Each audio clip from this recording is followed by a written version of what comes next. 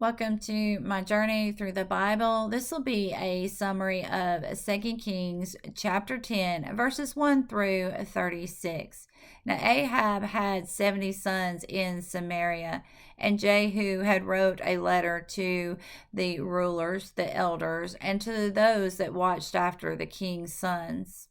And the letter said, "This is coming to you because you are seeing over the king's sons, his chariots, his horses, and his fenced in cities with armor. Now come out against me and fight for your master's house." But the people were afraid, and they said, "Two kings could not stand up against you. How can we stand against you? We will be your servants. We will not look for another king, and we will do what is good in your eyes." So Jehu had sent them another letter and said, "If you be my servants, then cut off the heads of Ahab's sons and send them to me this time tomorrow." Now when the people had received the letter and read it, they did cut off the heads of the 70 sons of Ahab and sent them to Jehu. Now when Jehu had received the basket full of the sons' heads, Jehu had laid them in 2 heaps at the entrance of the gate and said, "They will stay there until tomorrow." And the next morning Jehu had stood at the entrance and said, "You be righteous? I conspired against your king and killed him. But who killed his sons? No, all that has fallen down to the earth. This was which the Lord had spoke concerning the house of Ahab. The Lord has done all that was spoken by Elijah."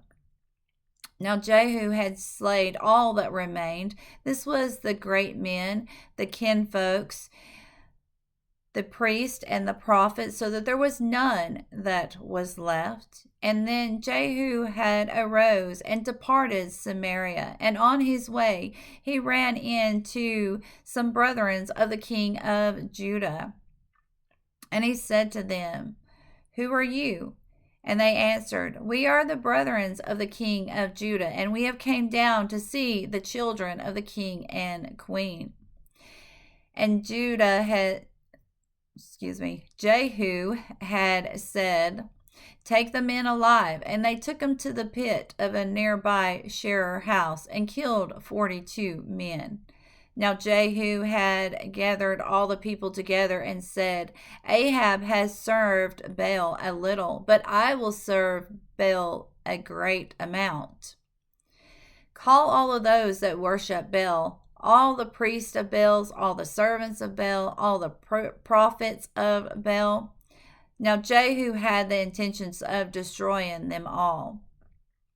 And this message was sent out through all of Israel, and the house of Baal was full from one side to the other side.